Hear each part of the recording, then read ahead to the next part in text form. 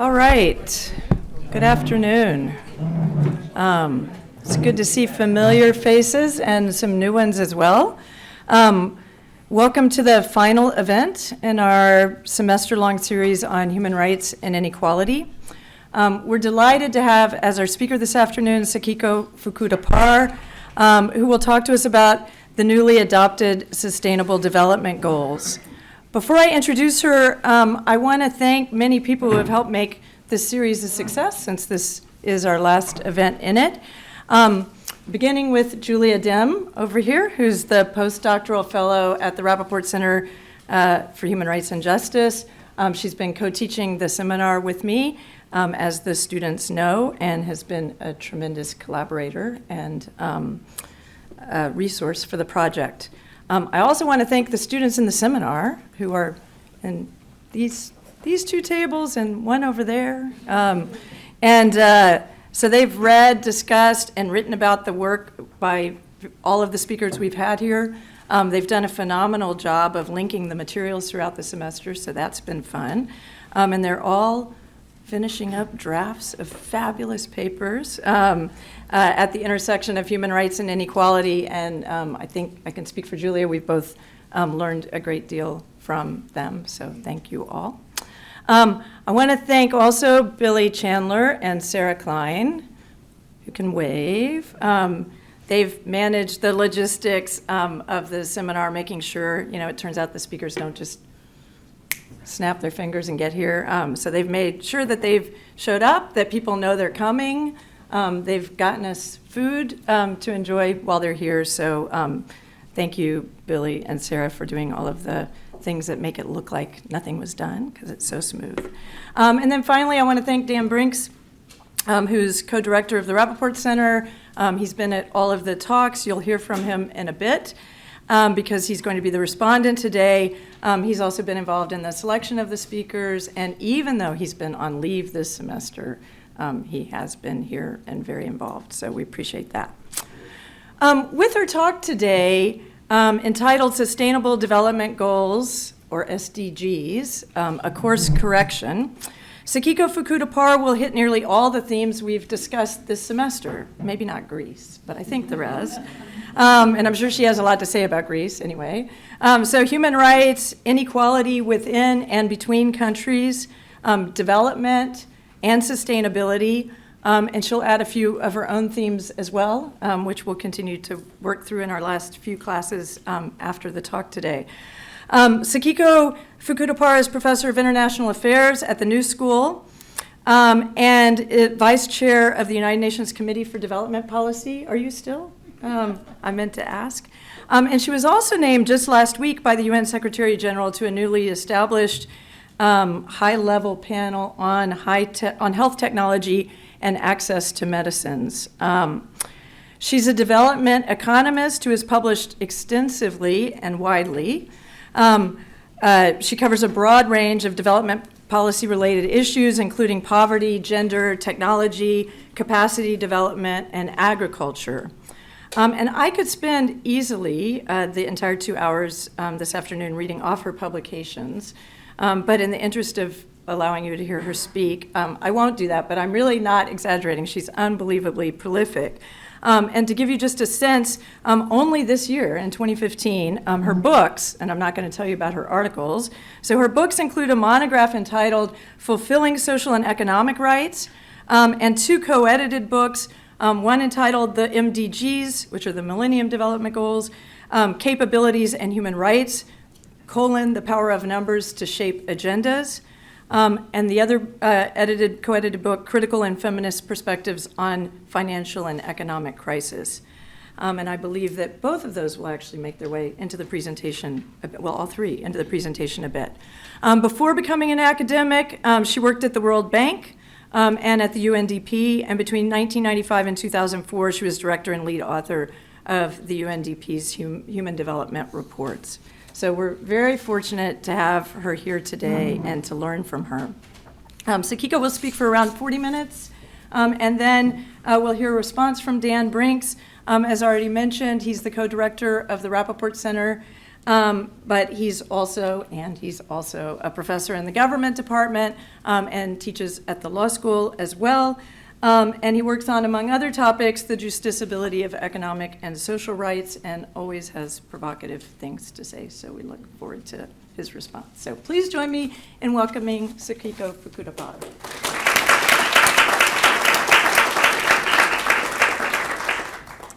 Well, thank you very much for this very kind introduction. And it's very nice to be here. And I'm so grateful that you've chosen to come inside rather than enjoy the weather outside. It feels so lovely. The Sustainable Development Goals, they were adopted in September this year. And, I live in New York, and so, there's a lot of talk about these things. And there is a wide range of views, so The Economist calls them worse than useless. Famous economist Bill Easterly says the SDGs should stand for senseless, dreamy, garbled. Now, the Center for Economic and Social Rights says we can declare partial success in every category, which is more than we might have dared hope for in 2010 under the reign of the deeply inadequate MDGs.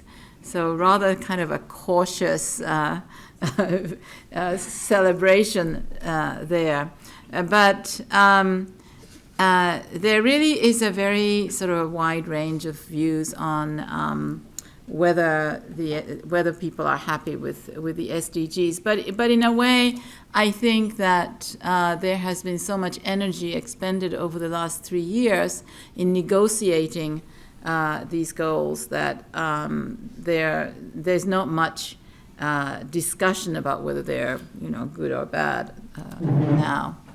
So the Sustainable Development Goals are part of a declaration that was adopted by the General Assembly of a transformative agenda. I think it's called the 2030 Agenda for International Development. And they succeed the Millennium Development Goals, the MDGs. But in fact, they are very different. And I think that it's one of the most interesting phenomena if you're interested in international relations and the international community and international agendas. Looking at this transition from MDGs and SDGs tells you a great deal about how the international community is engaging with this thing called development, which emerged in the aftermath of the Second World War as a kind of a decolonization project. And anyway, it's evolved, and now we have these things called Sustainable Development Projects goals. How are the SDGs different from the MDGs?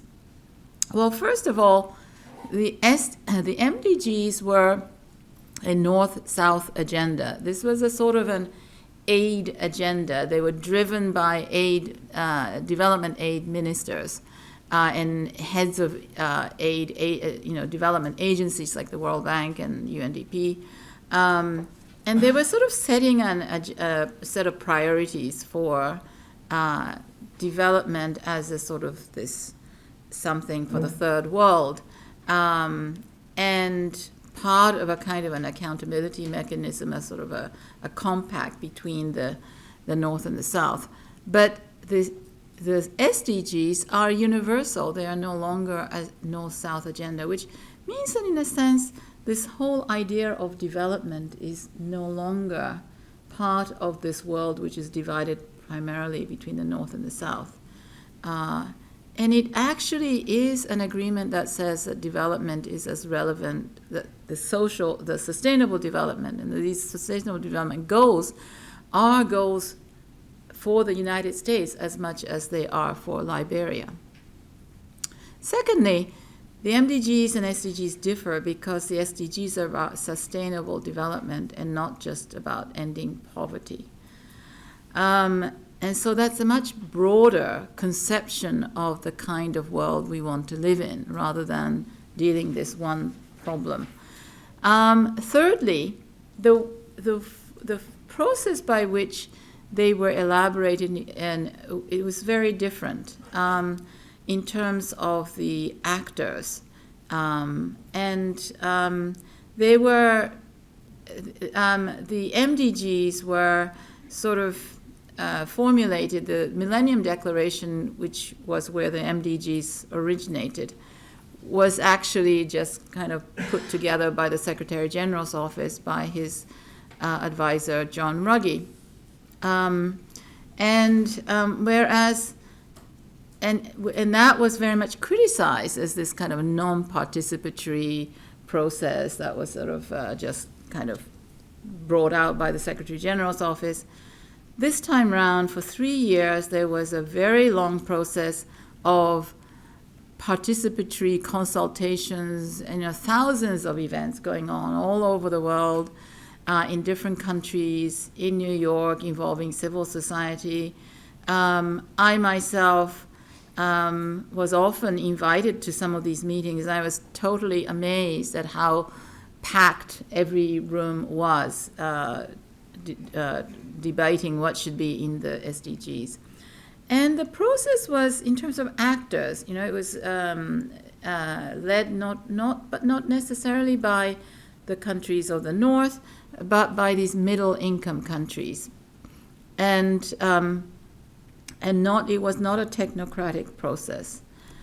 There's been a lot of people consider the MDGs to have been a success. There's a sort of a kind of a rhetoric about the MDG success, but in fact, many people were extremely frustrated with the MDGs, and one of the criticisms was that they wasn't transformative enough. And this statement by the Women's Coalition, which is sort of expresses some of these frustrations. They're talking about the need for a dramatic change in the state of macroeconomic policies, that prioritizes people over profit, actively combats feminized poverty, and so forth. And they're complaining that issues like sexual and reproductive health and rights are being erased and excluded from this declaration. This is during the process of negotiations. So, in fact, the SDGs depart from some of the key shortcomings of the MDGs, and I think they do actually promise a more transformative agenda. First of all, they are criticized for being bloated, 17 goals with 169 targets.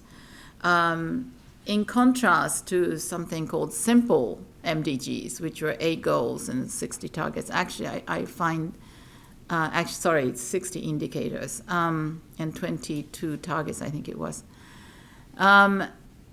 The structure is also more complex. The SDGs include not only outcomes, but also means of implementation, like people should have access to resources like land and things of that kind, and not just outcomes like every child should be in school. There's this emphasis on leaving no one behind. I mean, this is sort of the term that is repeated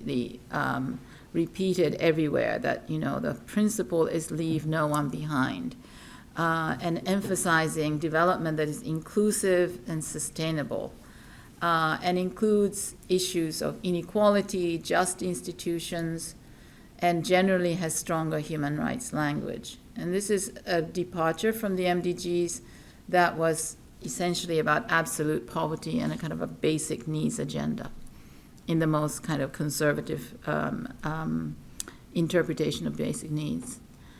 The other thing which is very important about the SDGs is that they recognize the different national contexts that prevail in different countries.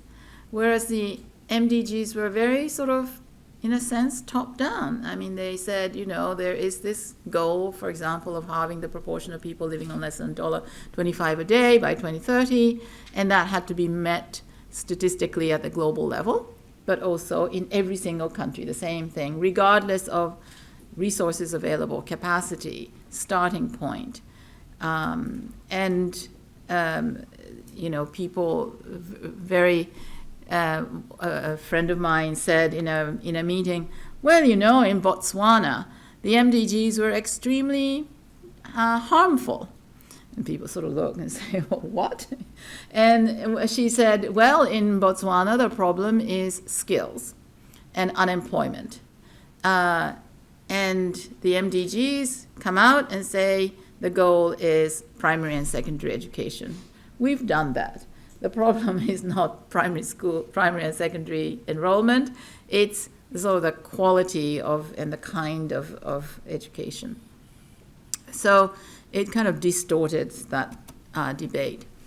And so when I say that the SDGs have more of a human rights element in it, I want to clarify what I mean by that. I'm not talking about the fact that there may be some sort of human rights goals. We're not thinking of human rights as a sort of a sector of things to be achieved, but rather that there are human rights principles embedded in the SDGs, and these principles include things like equality and non-discrimination. Although, I mean, I understand that this class has really struggled with this concept of whether inequality reduction is a human rights principle at all.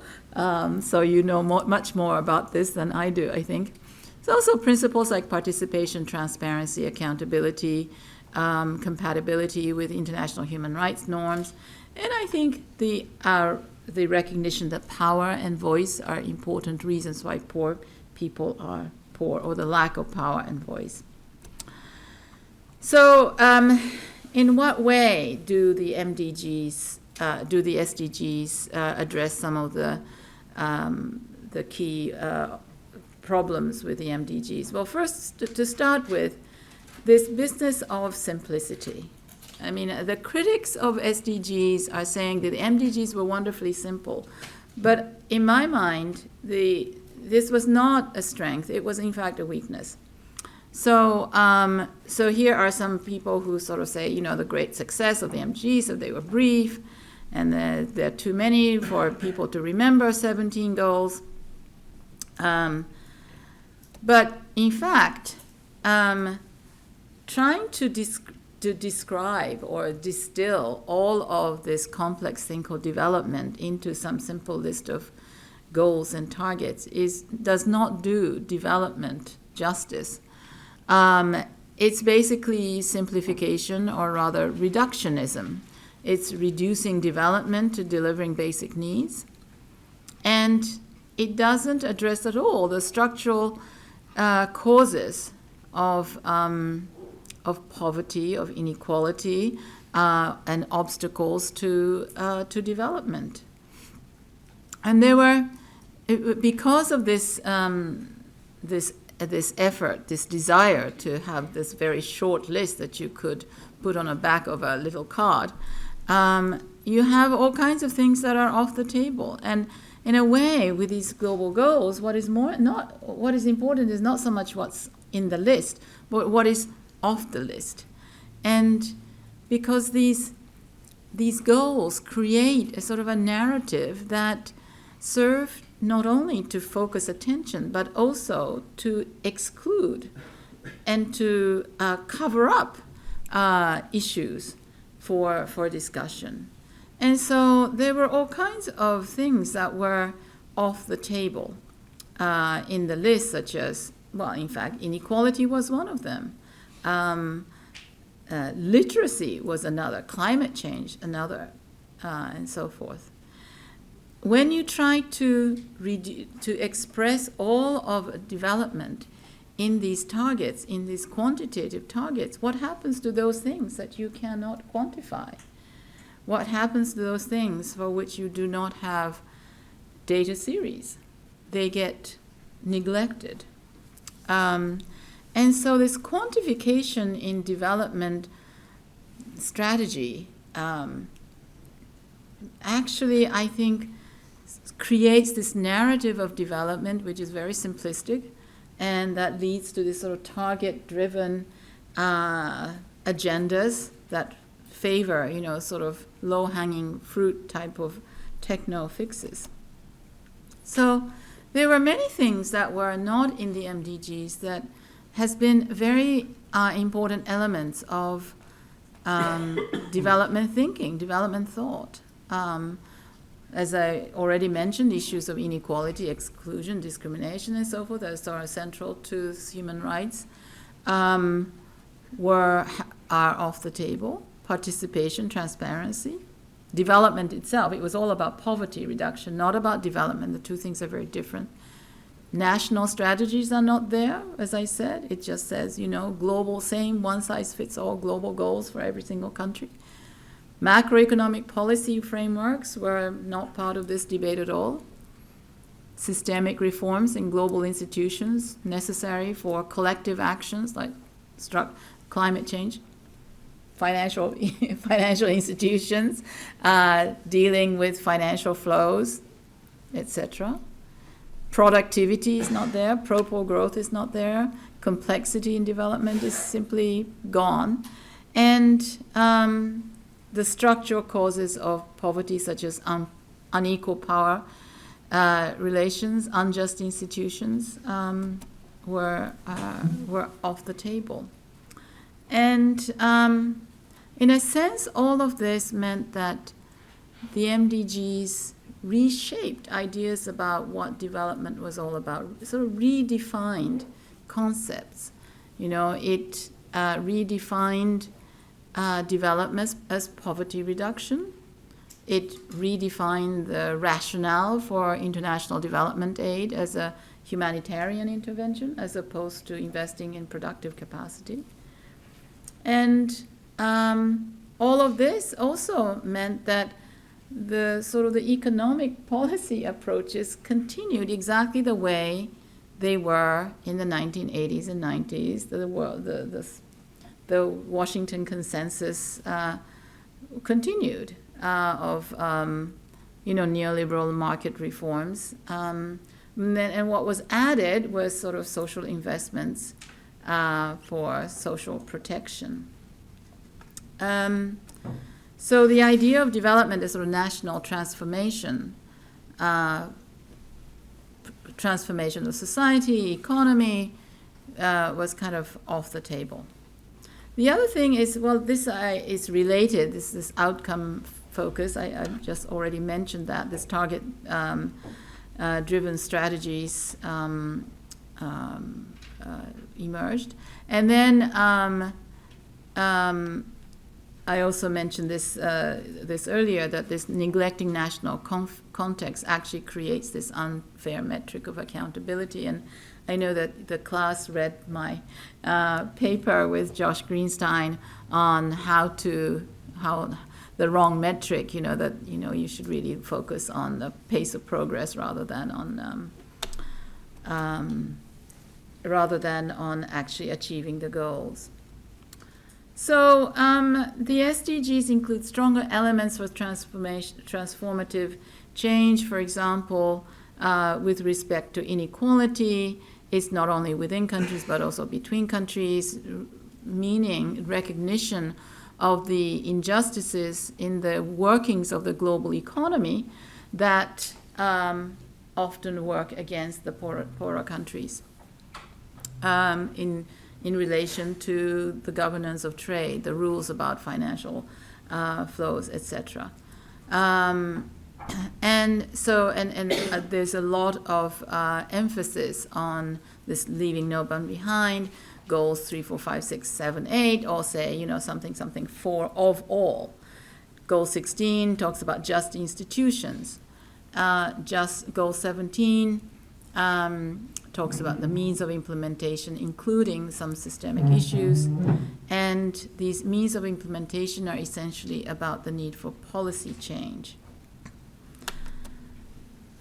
So as an example, in the area of health, you have research and development in vaccines and medicines, access to essential medicines, affirming TRIPS flexibilities. These are, for those of you who may not be familiar with the international trade rules and how they have affected access to medicines, essentially the TRIPS agreement sort of generalizes rather high levels of patent protection for medicines and medical technologies, so that raises prices for all and reducing access.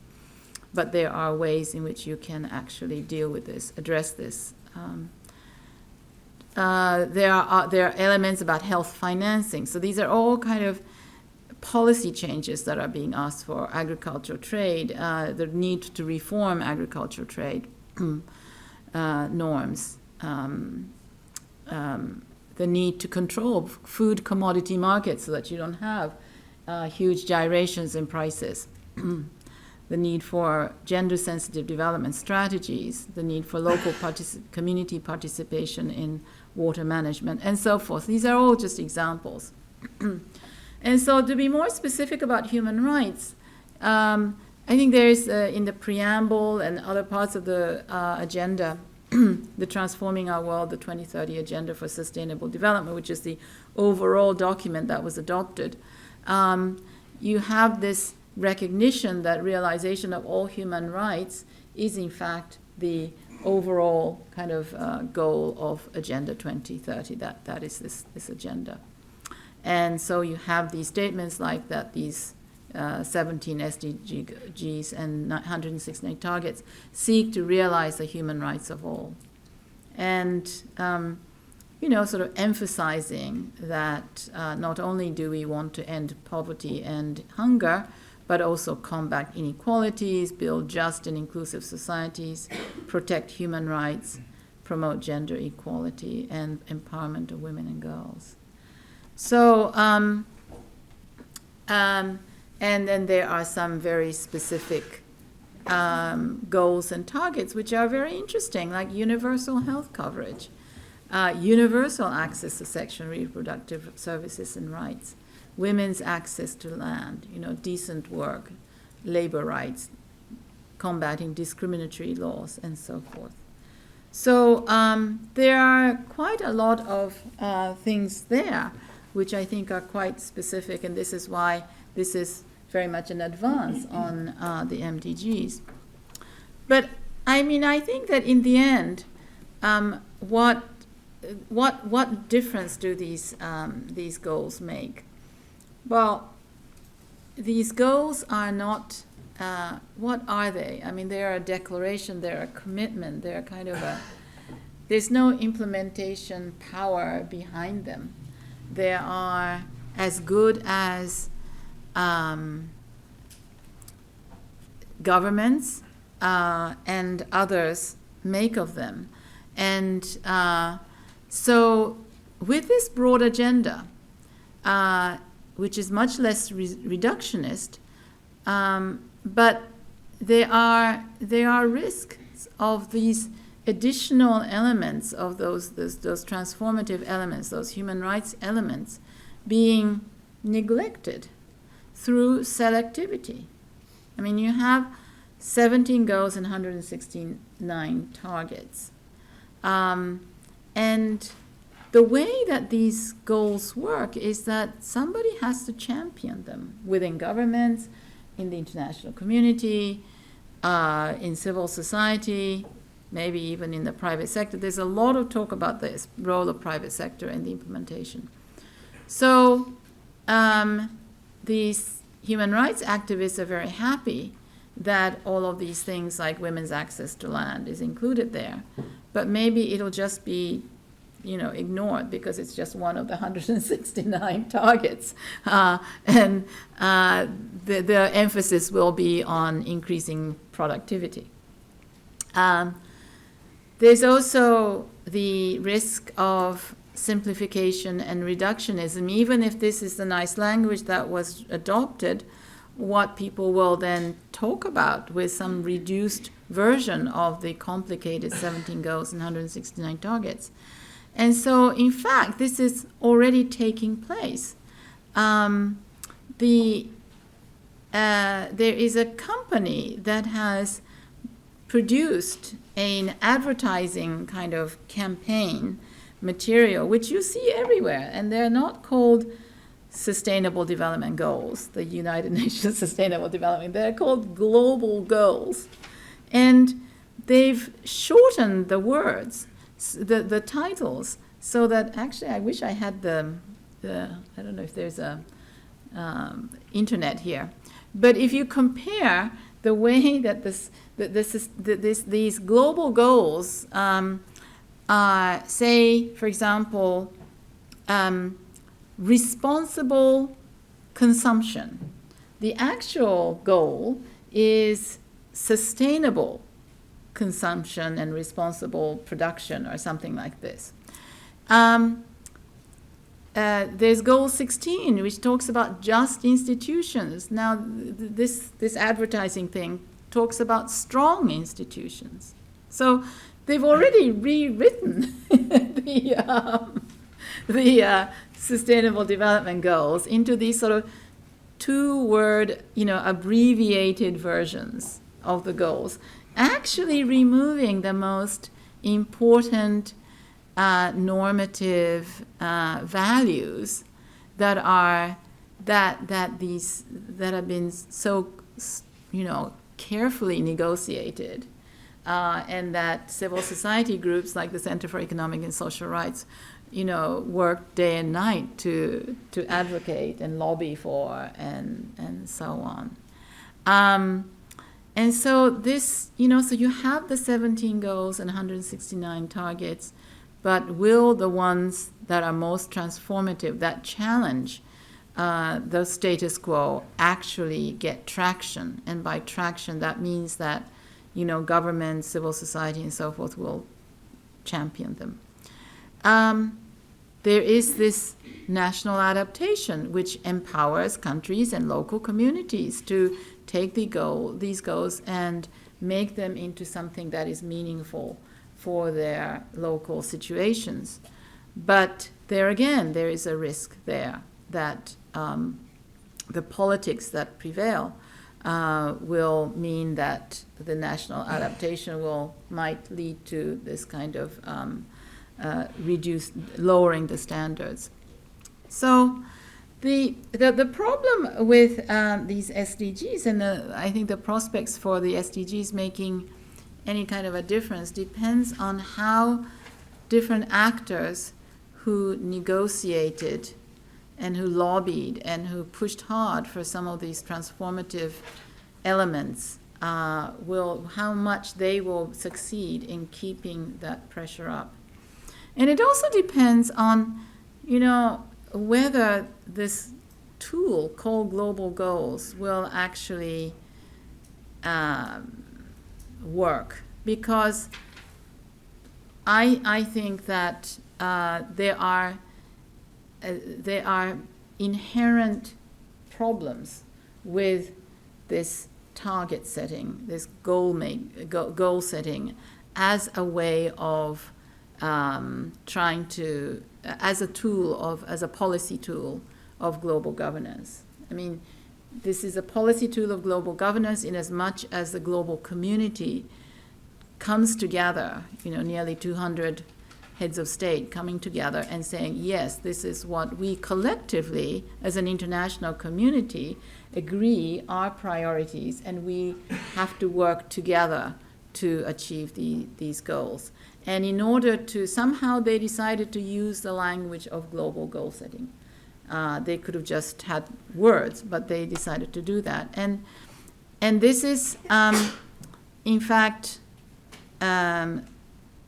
global goal setting is part of this use of quantitative indicators as a technology of governance. And there's a very interesting set of debates and research going on on these indicators as a technology of governance. And Sally Engel-Mary is a leading person. She's at NYU who's working on this. But there are many, many people now beginning to do this.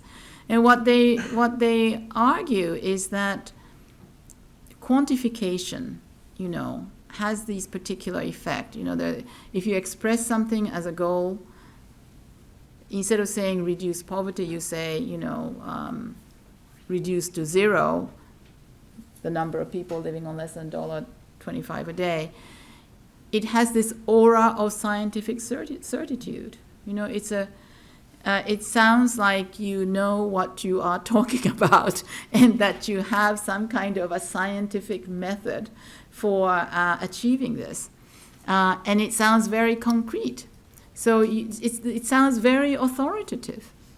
But you think about, well, what is the authority behind this goal setting? And how do these goals work? Well, they're just a declaration, right? And it's not like a policy where like a regulation, like a national regulation or a national incentive policy, like subsidies or tax incentives or anything like that. It's a normative standard, and by setting that standard for performance, it's the expectation is that governments and actors will change their behavior in some way, and often it works. Now,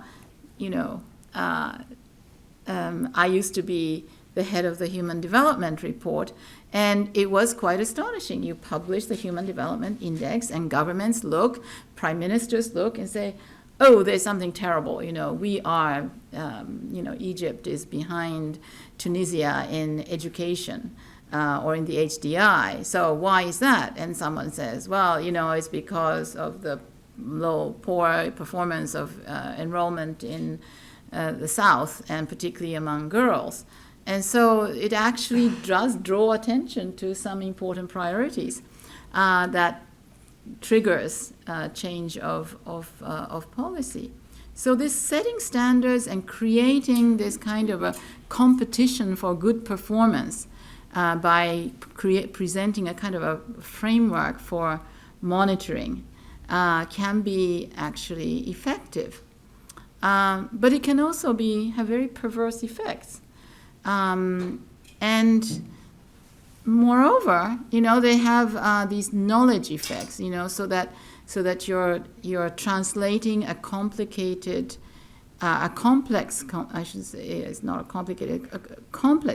concept like poverty, and setting a target like every child in school. And in fact, it sort of reifies intangible phenomena. I mean, poverty, as everybody knows, is a very intangible thing. It's very difficult to come to grips with what exactly poverty is. You ask people, somebody who is considered to be a poor person, what is poverty? And they will tell you things like it's like not having a concrete floor, or it's not having dignity. It's being harassed by the police, so people don't say it's not having $1.25 a day. And it sort of abstracts these complex phenomena into this sort of, it decontextualizes these human experiences. So these curious effects of indicators and target setting in managing international development is not sort of without unintended consequences, which could in fact be distortionary. And so we did this study of 11 goals and targets. And what we basically found was that there was a big difference amongst goals, that some goals had a lot of traction in terms of achieving their intended objective, which is to mobilize support But then there were many poor cousins, like employment, food, and partnership, that were neglected, that had that made no difference. But we also found that there were many of these policy effects where, just because something like literacy was not a target, it kind of got neglected. And so it created these perverse incentives. Sometimes the example that's often given is 100 million slum dwellers, sort of created this incentive to bulldoze down slums. And, I think policy making by targeting can lead to excesses, right? I mean, we are familiar with reading about some of these overzealous implementation, for example, of one-child policy in China. I mean, that's sort of like targeting, sort of. And so that we also found that there were these knowledge effects of this reductionism, redefinition of objectives. And in the area, for example, of hunger, whereas hunger in the 1990s was understood to be something that was a problem of access that depended on a whole host of factors, not such as women's education, women's access to land, sanitation, health, agricultural technology, all of these things. In fact, the new narrative on food security tends to be much more focused on feeding the world and developing sort of things like fortified biscuits. So I think that there are limits to how effective any of these goals can be. So I'm not at all. I'd be very interested to watch in the next 15 years what happens to these goals. But this is sort of I just listed here the basic kind of summary of the problem of using numbers as a tool of governance. And I think we just have to remember that SDGs are a politically negotiated international consensus. And they are, in a way, kind of aspirational commitments. They are not some kind of a blueprint or a master plan. And all kinds of questions about, how will they be implemented, and how are we going to hold everyone accountable for these commitments, I think kind of misses the point that SDGs are these aspirational goals. They are not a plan, and I think that global goals can be used for three purposes: political mobilization to mobilize support, monitor progress, or as a sort of a blueprint plan. And I think it's when they are used as a sort of a plan that you get some of these distortionary effects. So I think that these are mobilizing tools, and I think in a sense, as I said already, the most important way in which they will make a difference is if there is some kind of a democratic process by which the important goals that were negotiated actually get pushed, and governments held accountable by the people themselves. Thank you.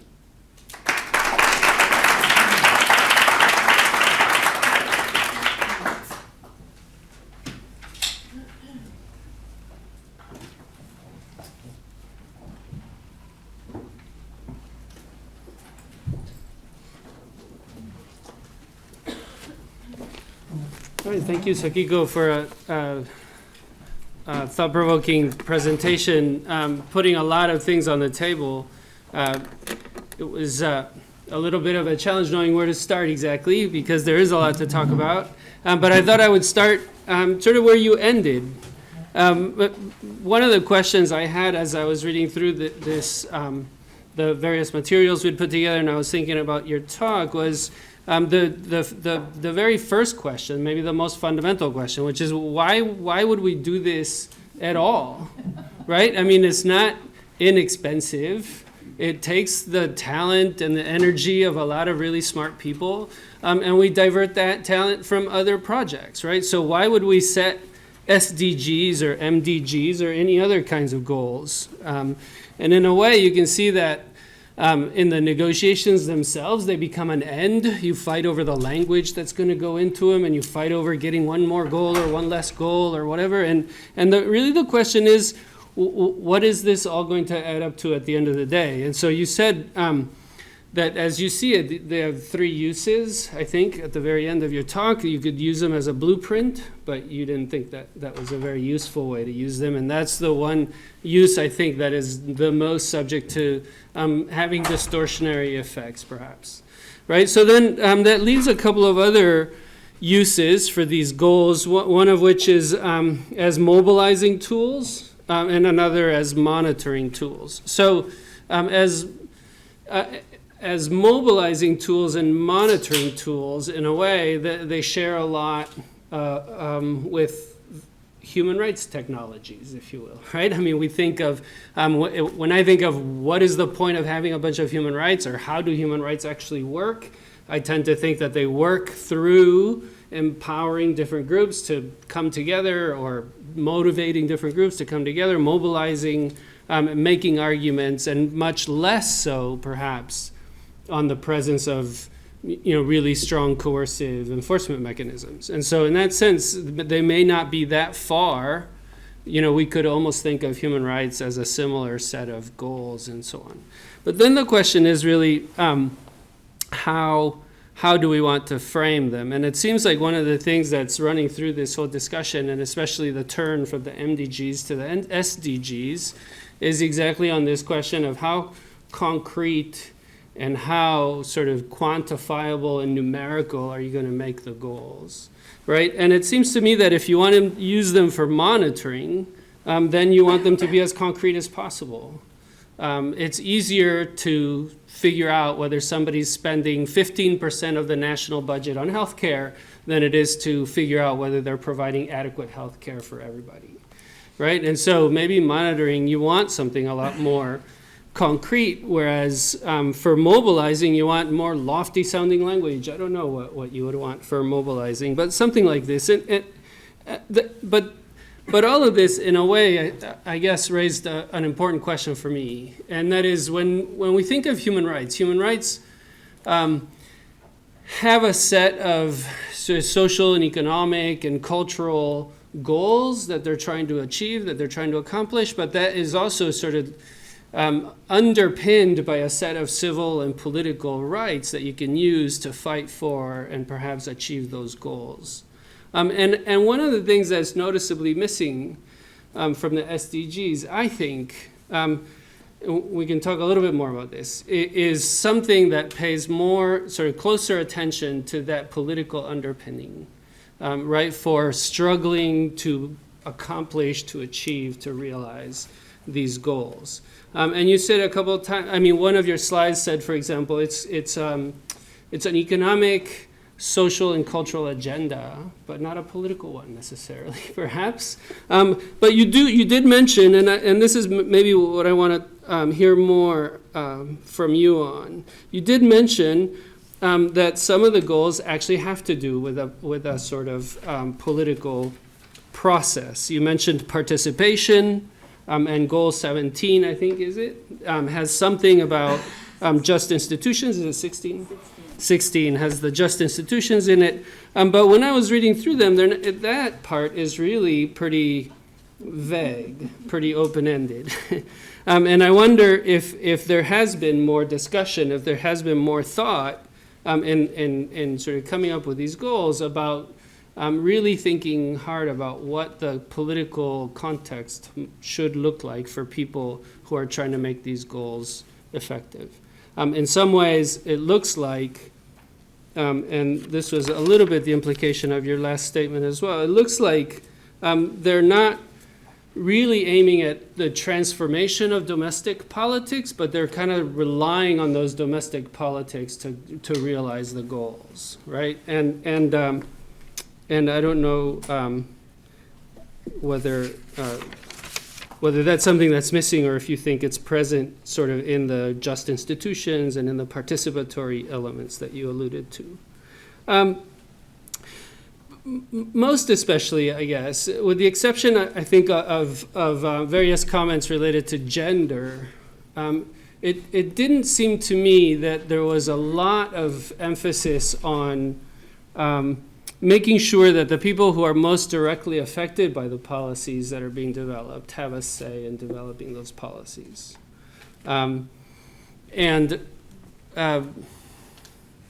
There's not, for example, something like ILO 169 that says people get to have a say in decisions that deeply affect their cultural values.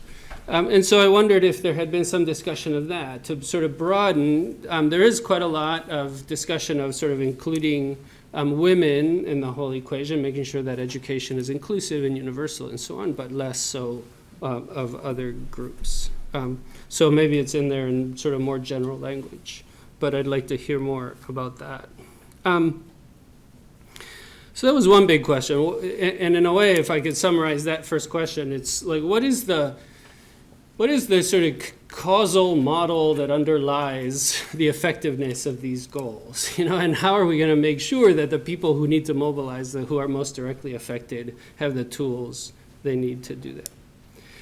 The second big question is, and this is probably an unfair critique, but I'll make it anyway, or question maybe. I mean, they're sustainable development goals, right? And so the language is very much about development. And it seems to me that introduces some tensions with some of the goals that are embedded in there. So for example, the way we're going to reduce, one of the ways in which we're going to reduce inequality is by raising the income of the bottom 40% of the world, which sounds good. But there's nothing about sort of the overconsumption in the West, right, or in the global North. And so it seemed like there's a sort of basic teleological assumption embedded in the whole notion of sustainable development, which is, yes, we have to develop, we just have to make sure we don't kill ourselves in the process. And so, so we'll keep developing. And so in that sense, the biggest difference between the SDG model of development and the Washington Consensus model of development is in the adjectives, right? Not in the actual sorts of things that we're going to do to get us there. So it has to be sustainable. I actually like the adjectives a lot, but I pulled them up. Everything is qualified, right? It's sustainable, sustained, inclusive, equitable, universal, effective, adequate, affordable, reliable, modern, productive, decent, safe, secure. I mean, these are excellent ways these are all ways of doing what we do now better, and not a different way of thinking about where we want to be at the end of the day. And maybe that's just in the nature of sustainable development. Maybe that's unfair. But I wondered if you could say a little bit more about that.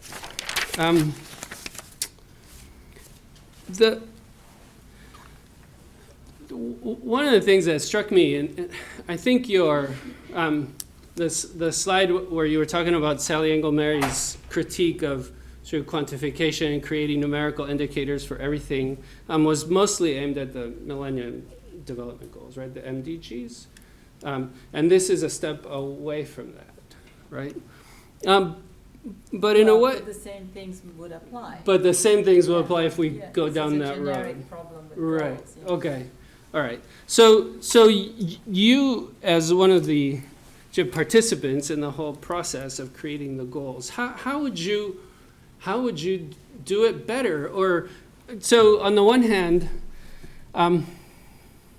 That's the power of numbers. That's the power of goals. Strip that out, and there's not much left, right? Other than, vague, lovely sounding appeals, right? Which may have some mobilization effects, right? But not much left to monitor with, and not much left to serve as a blueprint, if that's what you really want to do. But so if we take that out, then what? How would we do it? And I think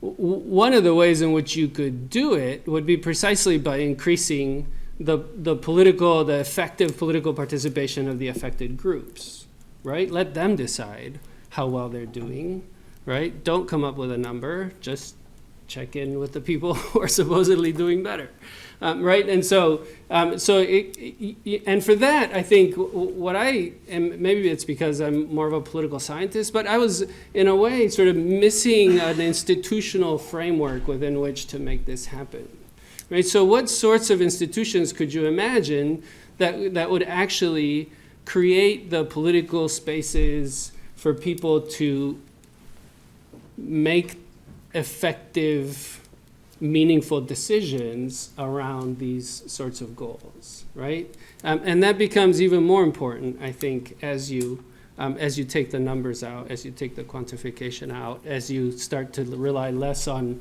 sort of reports produced by the World Bank, and start to rely more on the voices of the people at the bottom, the people who are affected.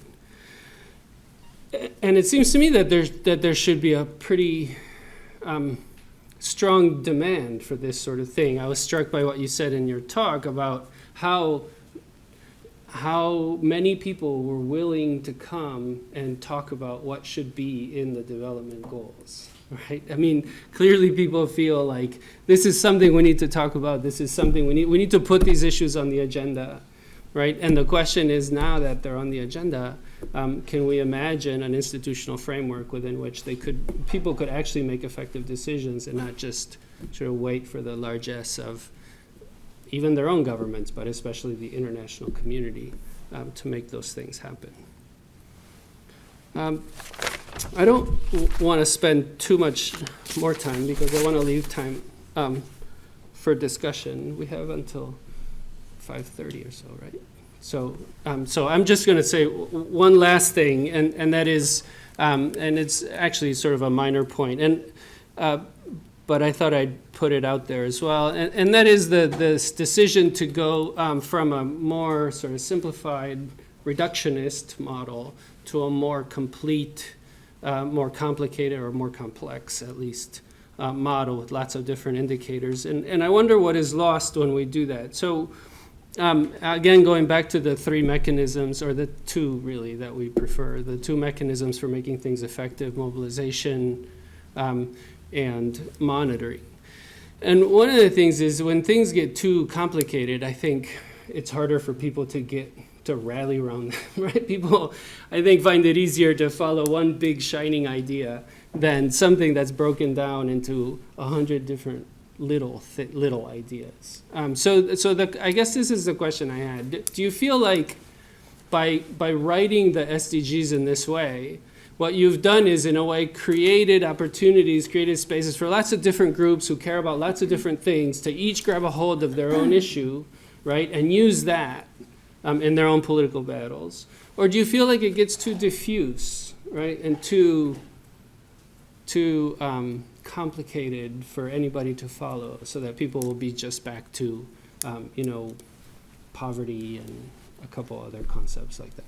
So that's all I had. But thank you very much. I really enjoyed your talk tonight as well.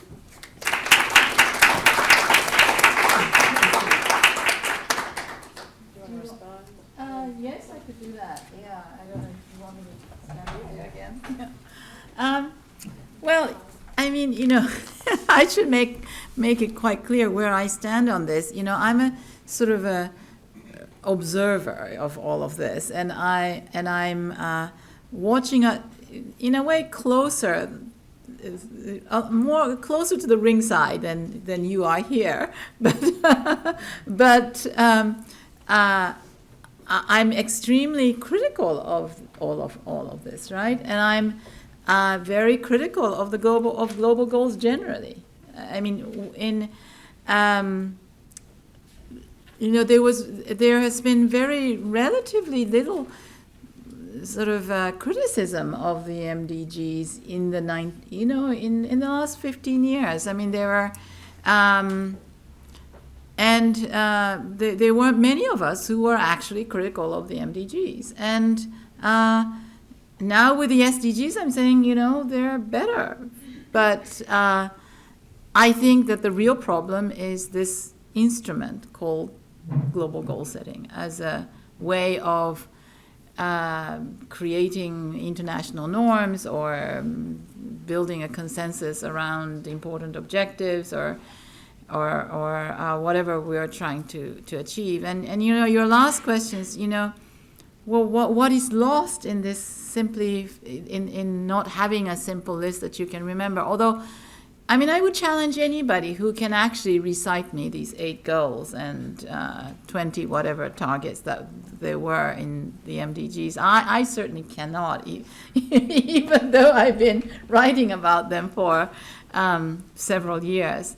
And you say, well, the idea of a set of simple goals is that people can rally around them. Yes, it sort of simplifies the discussion, and I think that was the whole idea of these goals, that you would have some kind of more coherent and coordinated international community, and that kind of thing actually happened in a positive way in statistics. So UN agencies that collected data and governments that collected data use the MDG framework as a consensus framework for collecting data and for talking to one another. So in terms of kind of building a database on development, it was actually kind of positive because you needed that kind of a consensus.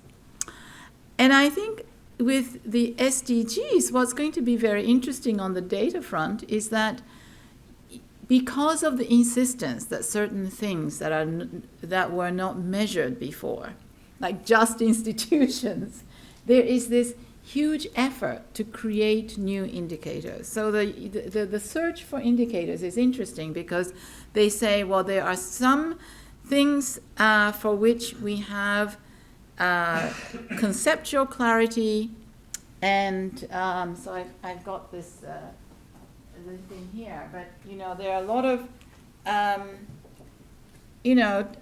target by 2030 achieve the sustainable management and efficient use of natural resources. How do you measure that? I mean, so there's an effort to look for indicators, and so there are 3 categories.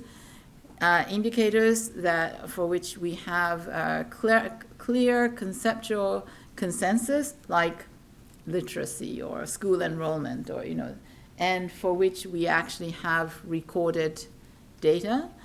Secondly, there are things which there is some international conceptual consensus, like how to define things. And then thirdly, there are, but no data.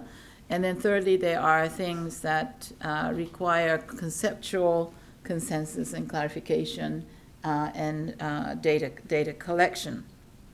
And so there are, and in that way, some of things that certainly that I care about, well, let's say like women's access to land. That's really a big thing because, land ownership and land access is not something that is well recorded. And that is a big source of problems. And so something like that will get more energy for in statistical circles, right? So I think in that sense, why have these things? And is simplicity a good thing? What is lost?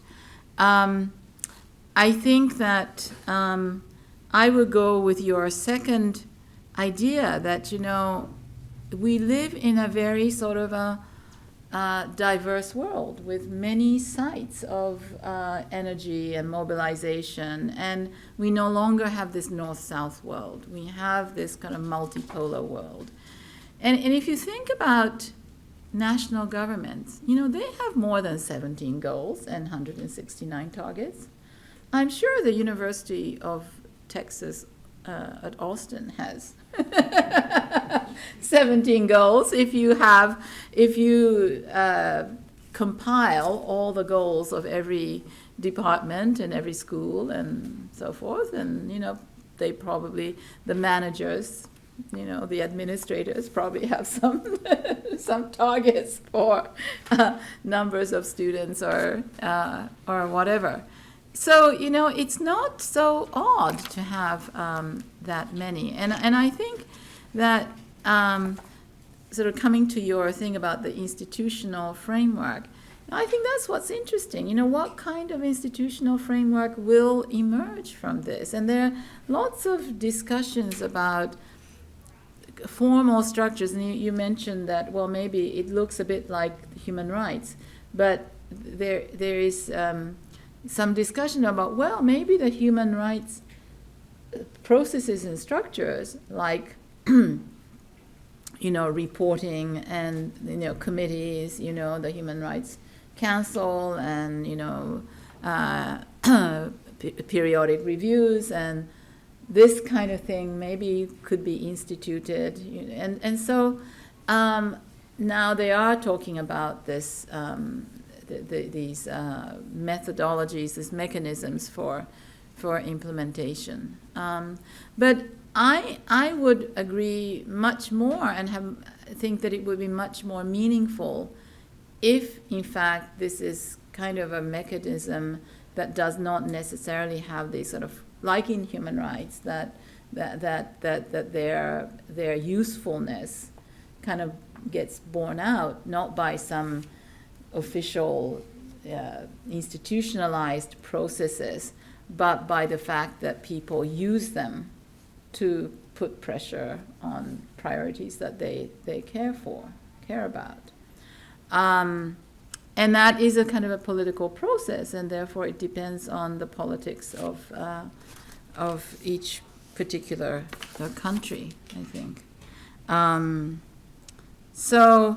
And then the other set of points that you made about, well, they're not fundamentally different, but they are just changes in adjectives. And I think that depends on your particular view about what is wrong with, with the world. And so, I think that these means of implementation, those policy changes that are in the in the targets actually do signify an opening to do things quite differently. And as a development economist, the issue of how much government intervention are you going to have that to make sure that the market economy will deliver outcomes that prioritize people's well-being rather than corporate profit. So things like, the goal for the target for universal health coverage, the target. There's a very interesting thing that is there about stabilizing food prices. That's a very so I think that there is an opening there for a different economic model from what we have. So I think there's emphasis on a different economic model that could deliver more equitable outcomes for people. So I think that's essentially what I see as being different about these goals, although I didn't quite say it in those terms. Yeah, okay. And we usually take the first few questions from the class.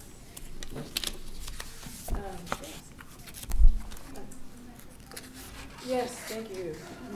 The microphone, just because we're recording.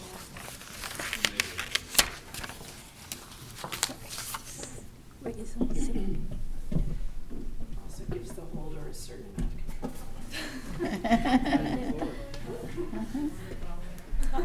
control. You shall pass it to, do we not have It's it? not in there? Can't find it now.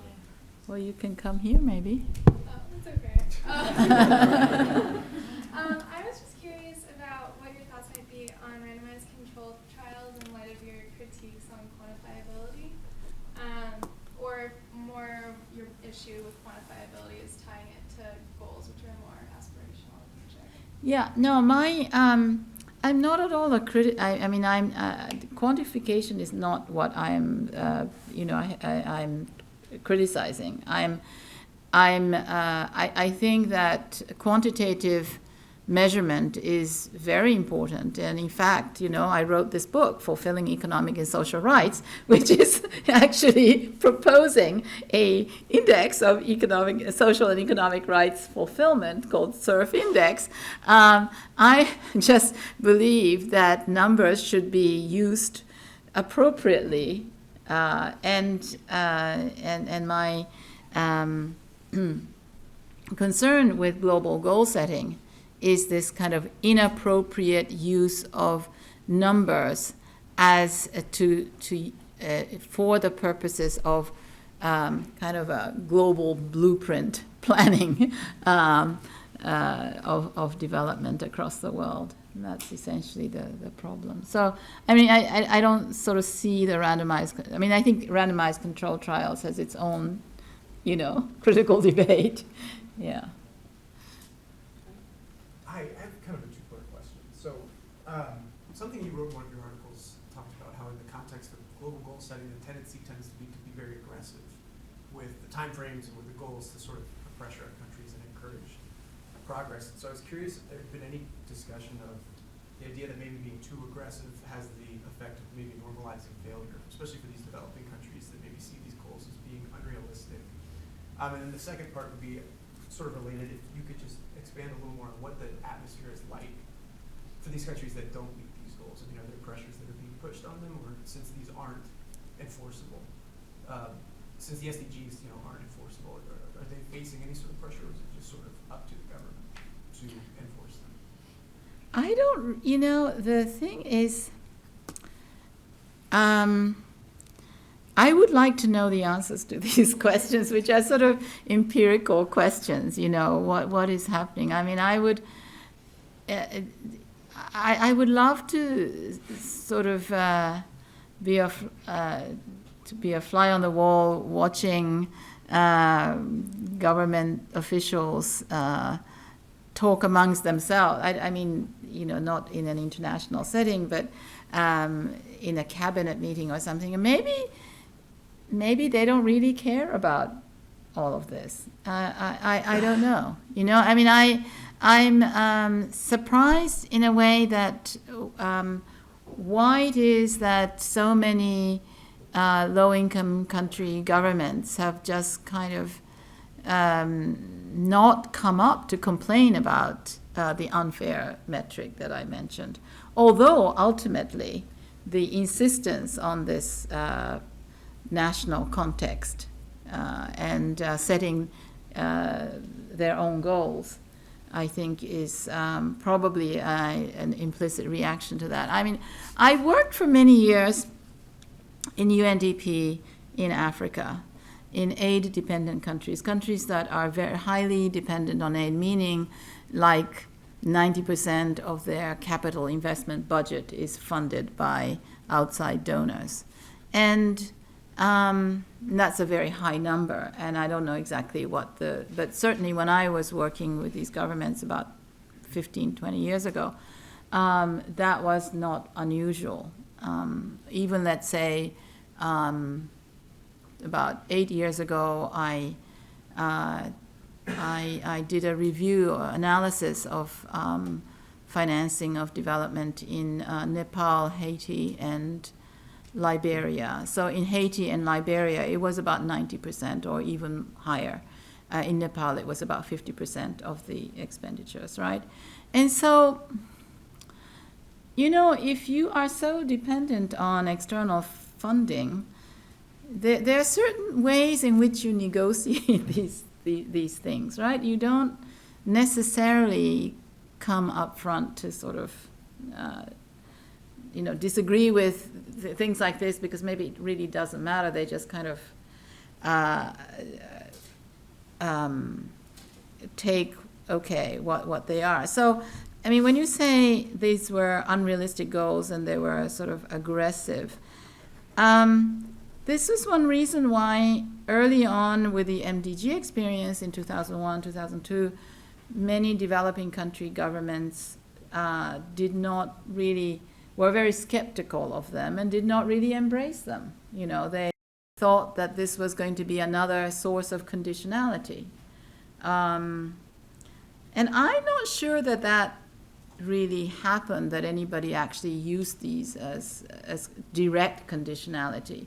But, when you listen to the kind of conversation, there are constant references to whether a country is meeting the MDGs. Sort of like, this country is doing well because it's meeting the MDGs. If you look at sort of like World Bank compilation of quick data, or IMF, they would just sort of put, on track to meeting the MDGs. So this was under the MDGs. I don't know what they will do with the SDGs now.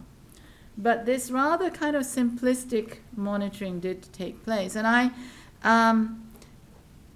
would love to know empirically how governments actually reacted. It's a very interesting question. I mean, it's, but I think that what happened in terms of financing under the MDGs was not so much, I think there was a reallocation of resources towards the lower income countries. So in a sense, I think the fact that they were far behind the goals didn't really make that much, it wasn't a penalty. What happened was that an awful lot of funding went into health and to social services in general, investing in social services, which also meant that very little was invested in the productive sectors, like agriculture, productivity, or infrastructure. So it actually sort of shaped the aid priorities in that way. Or maybe they didn't, maybe they were going to go there anyway. No one can know what the effect of the MDGs were, in these kind of general terms. Yes. So I have a question about sort of prioritization among the goals, and that's sort of one major thing that I think about when I'm thinking about sort of the interaction between human rights and this sort of regime. And I think sort of if we look at international human rights law, it might be easy to think about certain goals that are directly impacting human rights as more important than other goals. I mean, for example, goals on just institutions or non-discrimination, equating roughly to civil and political rights, or goals about housing or healthcare, equating to economic, social, and corporate rights, being more important than goals focused on, for example, growth of industry or the economy as a whole.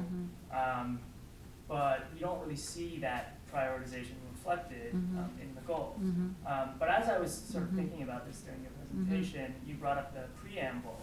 And so I thought, well, that's interesting. If we think about, even though the SDGs are not a binding treaty, but if we thought about them that way, that maybe the correct way to read them would be to kind of build in this sort of prioritization based on what the preamble says about the goal of advancing human rights. So I wonder what you thought about that idea, and if you think that prioritization of the goals is something that's missing. Yeah, I mean, the idea of, I think there is another idea in there that is about national priorities. Sort of the idea that priorities differ from one country to another, right? So in one country,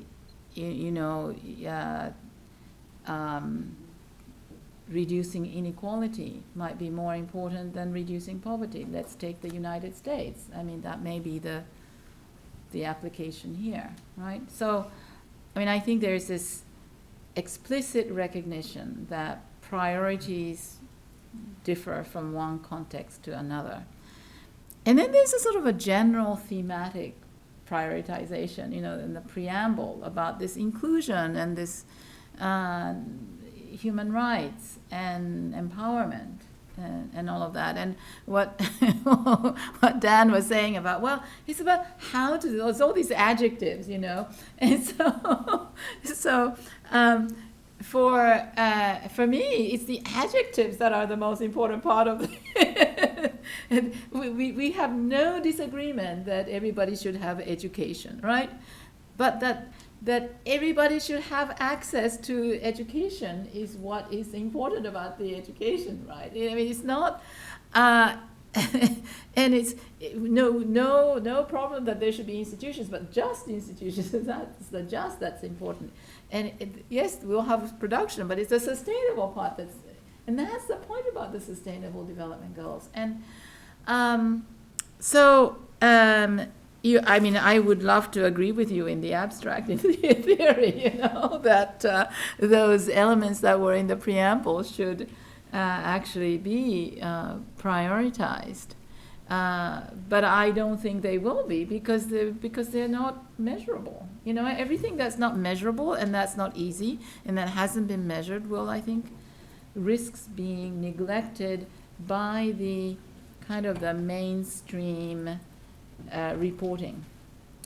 So what I was saying about the risks of implementation is that governments, there'll be kind of reporting and things like that at different levels. So I can imagine that at the global level, governments would have some kind of reports about how they're doing on the MDGs. Well, and then there will be some kind of a mega global reporting, which we already have with the MDGs. They're not going to report on 169 targets. And today, with the MDGs, then the UN is not reporting on 60 indicators, probably reporting on 20 of them or something. The easiest ones which are the quantified ones. You see, so the problem with quantification, if you are obsessively driven by quantification, is that it, it's the dominance of those quantitative indicators that I object to. We should use quantitative indicators as a tool, not to shape and prioritize, but in fact, effectively, statisticians have a tendency to choose indicators that are available, right?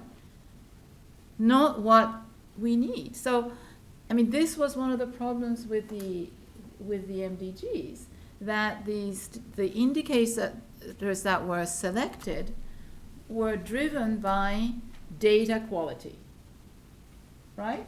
So you decide to measure things a certain way only because that's the data you have. And you end up with a very conservative agenda because you have data for things that were priorities 20 years ago, not things that are priority today, right? So quality education as opposed to primary school enrollment. Primary school enrollment was priority 20 years ago in many countries, 30 years ago. So we have good data on primary school enrollment, but we have very difficult time trying to figure out how to measure quality, right?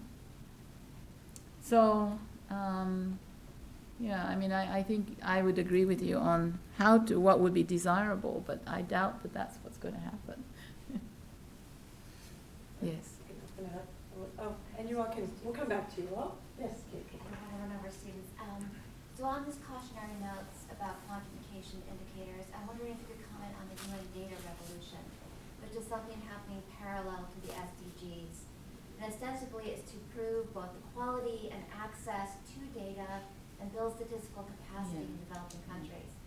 So I'm wondering if you think that the current approach to the UN data revolution is exacerbating or alleviating the underlying problem with using numbers as a tool of governance that you've talked about.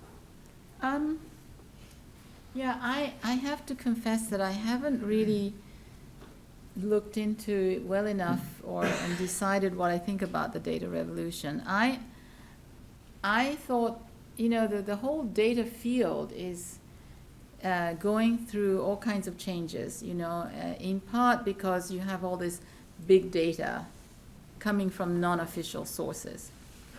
And I'm glad that the emphasis is on building statistical capacity, because there is a huge problem in countries, because national offices of statistics are kind of at the bottom of the totem pole when it comes to negotiating budgetary allocations. And what often happens also is that donors have their own kind of pet projects.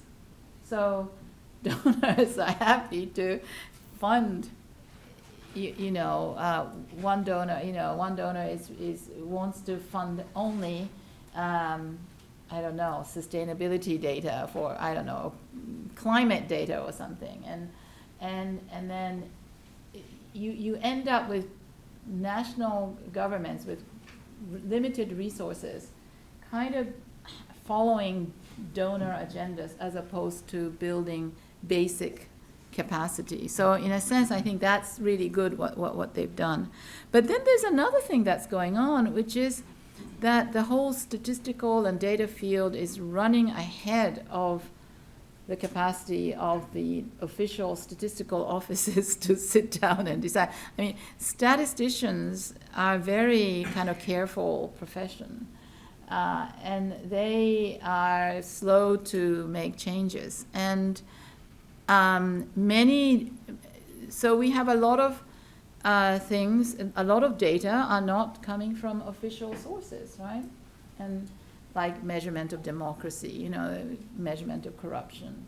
Official government statistical offices don't measure these things, right? And so there is, is data revolution actually trying to push official statisticians to be more creative? Because I think that all of those things that are new in the agenda need new measurement tools. So, I probably sound completely sort of, I'm probably, sound like I'm completely inconsistent, because, I feel like we are living in this kind of a nightmarish world where everything has to be quantified. So do you just join the quantification trend and you try to do it as well as you can? In which case you need data for all of these things, like violence against women and, all of those things. And so this is a reason why, with colleagues, I created the Social Economic Rights Fulfillment Index, knowing that it's a very imperfect measure. Yeah. Yes. I'm curious, when 8 years ago you did the assessment of Haiti for the UN Development Program, did you look at it through the metrics of the MDPs, or what? It was, no, not at all. No. So this was actually for the Office of the High Commissioner for Human Rights. Oh, okay. I can imagine. Okay. Well, I don't know, but well, it was kind of irrelevant in a sense that all of those things that are in the MDGs are part of normal national plans. I mean, so you don't have to just limit yourself to these MDGs or follow that framework slavishly. I follow the national development strategy. Yes. So, kind of while I failed to see an alternative to doing this, it seems like separating poverty into categories by itself can create like a distortionary effect, because when you have to prioritize, like, for example, if you prioritize healthcare, and say that's what you're going to create, you have a problem, like, when you pour all your money into that, it does seem like there's a limit you can reach with that without affecting other things like training doctors or good electrical lines to the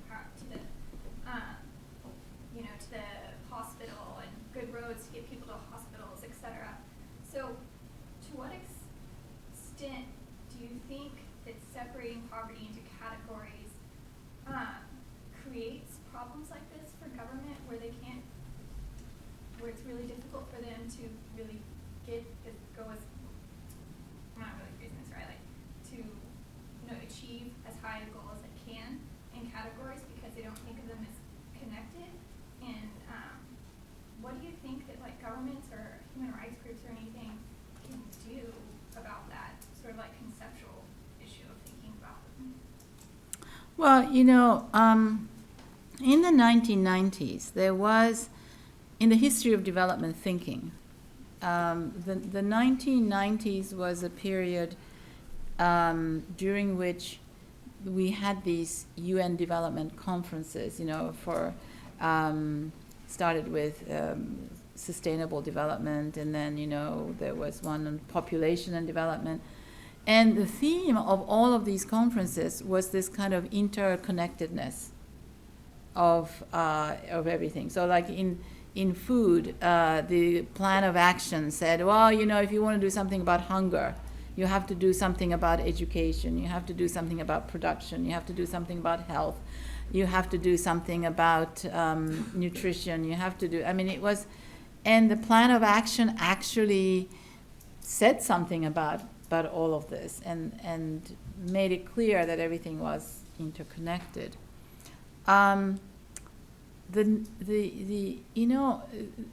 It's interesting how ideas and narratives get created. And the point about these targets is that they create this narrative of everything being kind of siloed and separated. I think this is what is reported and what we found in our papers. In the end, I think and so I think that kind of narrative affects the way that big projects, particularly big international projects, are designed, right? So in the health field, for example, the target-driven agendas is typically this vertical health intervention. So you want to eliminate TB or malaria. You don't care about national health systems where everything is interconnected. So I think it's at that level that these narratives make a difference. I'm not sure what happens at the level of national governments. Because, in the end, national governments are struggling with all of these problems. It's, people saying, 17 goals is too many. Well, every single national government, I'm sure, has each one of these 17 goals and 169 targets somewhere in their government plans and strategies, right? Even the United States probably does, surely there is some, there is some sort of a goal about ending hunger here. There is a goal about sustainable production here. They're all there.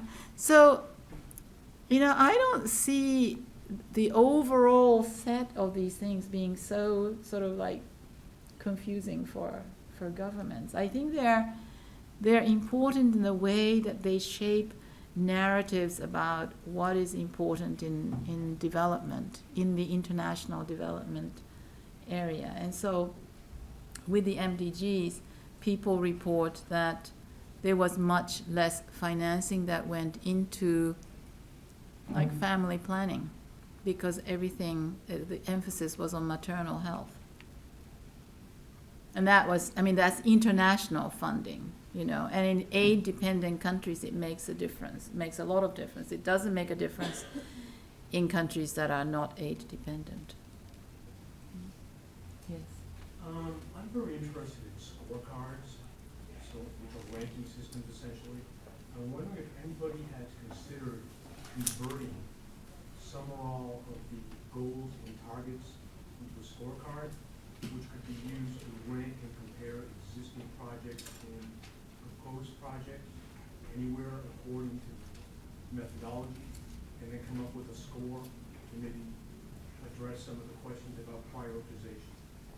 You mean use the framework to score projects, or Yes. not country performance, Could be but country performance as well, but individual projects that that might be sponsored by a development organization or a government, according to some of the issues that are either quantifiable or not, because it would create an opportunity to have a checklist to include non-quantifiable issues Yeah. into a scorecard. Yeah.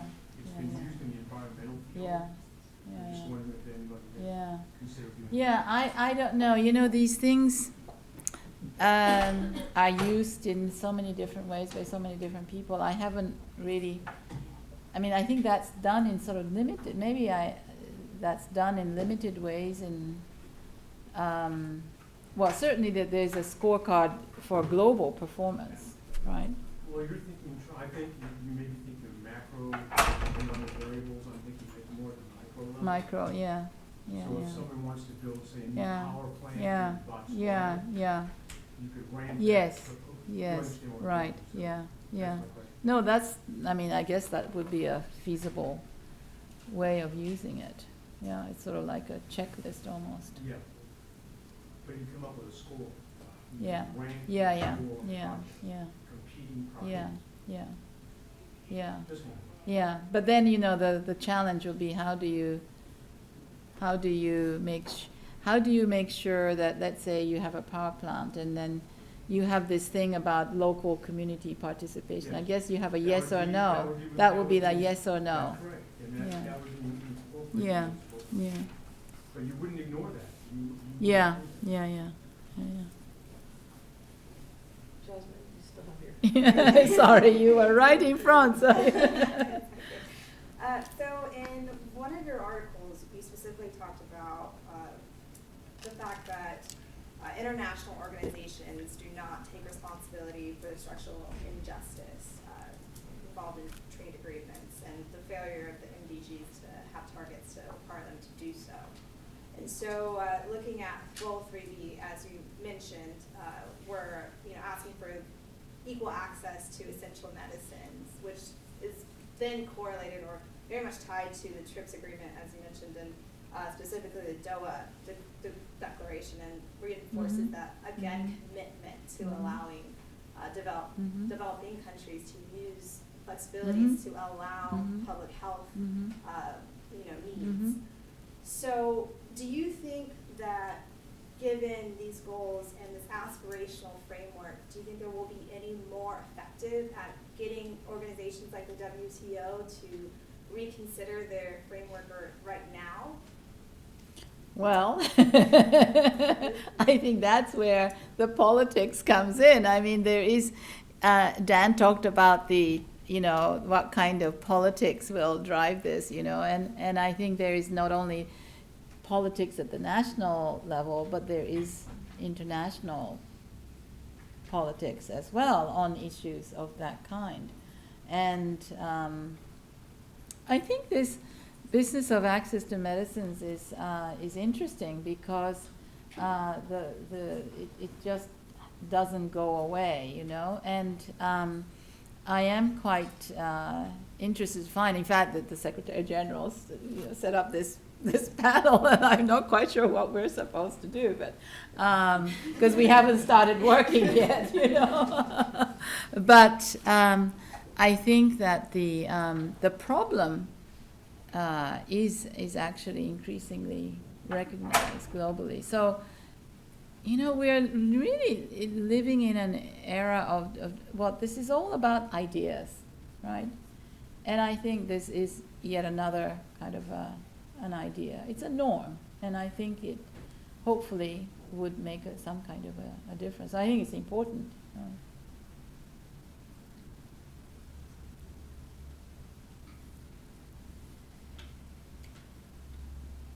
Well, you got more students to ask questions today than any other speaker. It wasn't even required. So maybe we should just continue the conversation informally for a few minutes, because I think some people probably would like to, especially students, maybe ask some individual questions. Sure. And a lot to think about. So thank you very much for your presentation, and thanks to Dan for his comments as well. Thank you very much.